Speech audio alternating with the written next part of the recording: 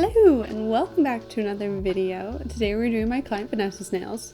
This may get confusing at some point because now I have multiple Vanessas whose nails I film. But this is, I don't know, this is one of two Vanessas. Anyways, so I'm just starting out by removing her nails. That was a really cute My Melody set that we actually filmed as well. That video is already up on my channel, so I'll put the link up in the cards, but I was out of frame for most of the removal, so you just got like 10 seconds of it. But now we're just moving on to nail prep, so I'm just pushing back the cuticles and then going in with my cuticle nippers and removing any dried skin. Whenever I do removals, I tend to just file down to like a thin, clear base layer, so that way my client's nails are always protected. So you can see that's what's on her nails at the moment. Yeah, so I didn't take the filing all the way down. I didn't do a soak off or anything. Yeah, for lots of my regular clients, unless they're fully getting their nails removed, then I'll soak off, but I'll usually just file down to a thin layer. And then after trimming back the cuticles, I'm going in with my Erica's ATA skiver or skiver bit, still not sure, and just pushing back the cuticles a little bit further, and also using that bit to kind of get any dead skin off of the nail plate. Assist in that, because later there will be more assistance in that. And now I'm going in and filing down the nails. Basically what I like to do is file one hand to my client's liking, at least lengthwise, and then I like to match the other hand to that length. I'll leave them a touch longer, so I just have a little bit of wiggle room when it comes to like shaping and stuff. But it just makes my life a little bit easier, and then my client can kind of like have that other hand back, so I'm not like double checking length all the time, like while I'm filing this hand, if that makes sense. I don't even know what makes sense anymore. But yeah, so that's what I'm doing, and then I go through and file out this entire hand, and then I'll go back and I'll compare the hands again, so make sure that length's good, shape's good, stuff like that. Make any more adjustments that I need to before moving on to the next step. But that is how I do it.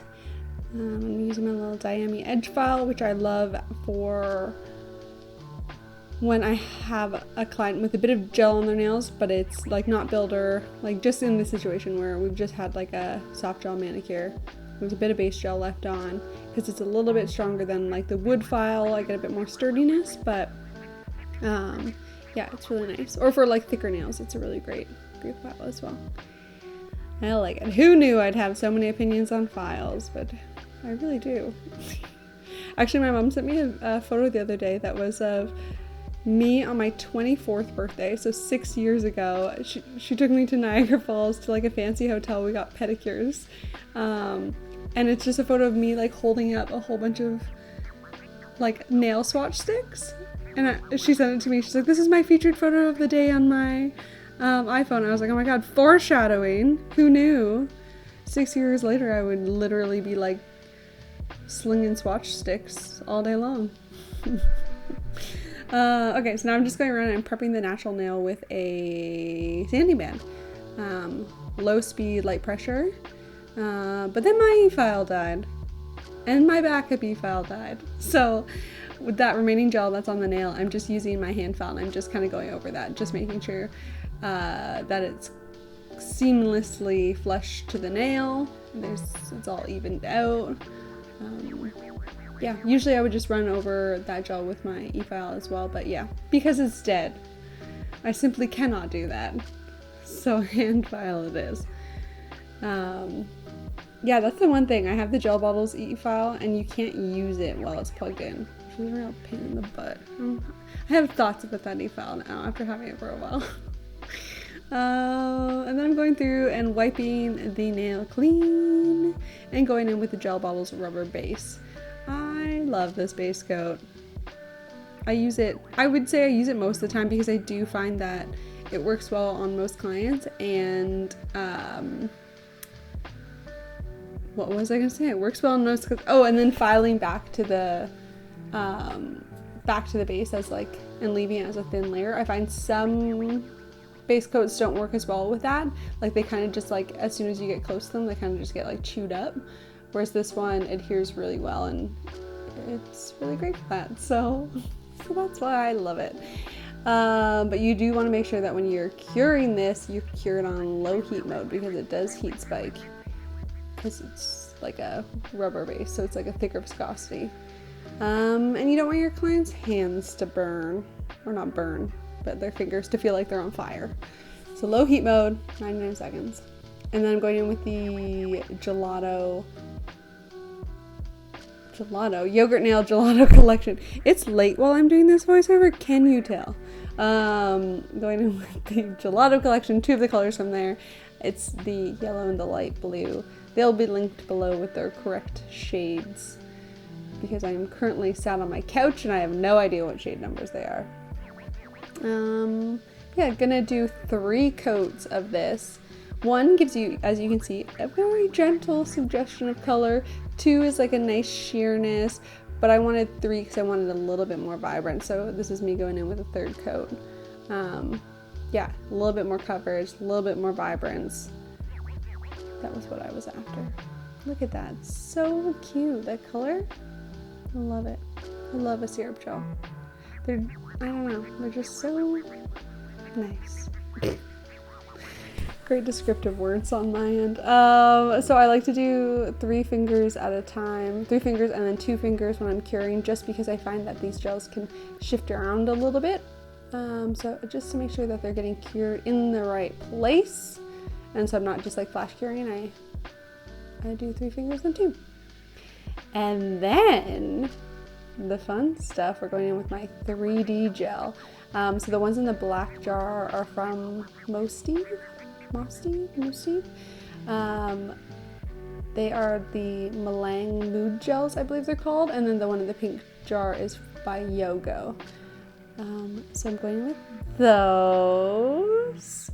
They're really fun. So basically for this set, my client was actually booked in for a solid color and I had just gotten in these gels, so I messaged her and I was like, hey, would it be okay if I did some art on your nails? And she usually gets art. She kind of was just booked in for a single color as like a filler appointment between appointments. She's going to a wedding, and so she, you know what I mean, like it was a weird amount of time, so she just booked for a solid color just kind of in between. And I was like, I just got these gels in, I really want to play with them, would it be okay if I did some art? And she's like, oh yeah, absolutely. So that's what we did, which was really fun, and super kind of her to be just willing to let me kind of go for it. But so basically, when I'm applying these, I left the sticky layer on the nails from the gel, excuse me, but that has both pros and cons. So pros, it means that this gel can kind of slip and slide, which is good in the sense of like wanting to like move it around and stuff, but cons, the gel is slipping and sliding, so it can move on its own, so you do have to just kind of keep an eye on it. But then we pull out all the charms. I don't know what happened to the clip here. It like, we missed me placing 4 charms. I don't know where it went, but I basically pulled out all my little charms and my little bubbles, my crystals, and I'm just picking them up and sticking them in the gel. I had her not cure this hand, so that way I could use the 3D gel to hold the charms. And I'm literally just squishing them right in, which this set is so simple and so easy, because you're literally just chucking a random amount of 3D gel on and then just jamming things into it. So this is like super beginner friendly, and you can do this with I've done it before with polygel as well, and it's really cute. I would definitely recommend something like that kind of viscosity, either like a 3D gel or like a polygel, and maybe not like a hard gel or something that's really going to self-level, because then you would just be like fighting gravity at that point. But yeah, this is so beginner friendly.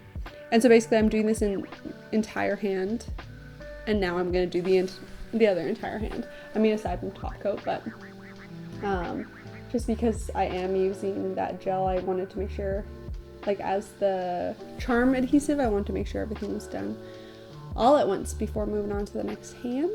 And then I'm also I did have her cure that left hand, and now I'm having her keep it there so I can use it as a reference, because I do like to generally make sure I'm not putting the same colors on the same nails or the same like gel in the same place, that kind of thing. So I'm just having her hang out there so I can, make sure I'm doing different stuff.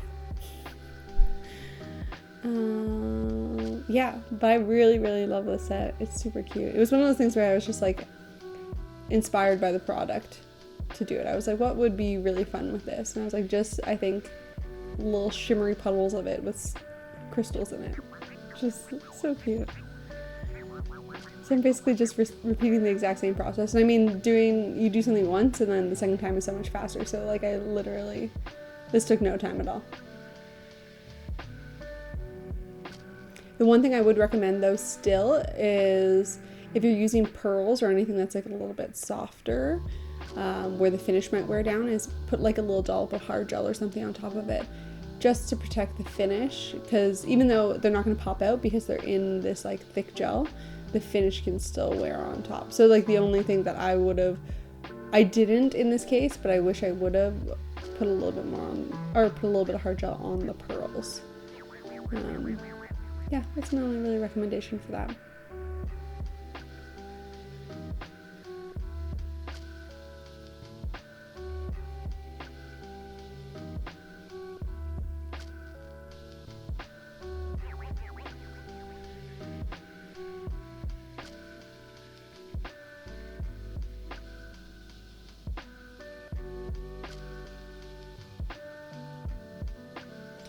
And then I got her to carry the other hand, and now I'm going in with the Gel Bob's Extreme Shine Top Coat and just going right over the top of everything. Like I said, this was such a simple set and super, super quick to do. Kind of as long as you know, like have a plan as to colors and stuff like that, like honestly, it took absolutely no time.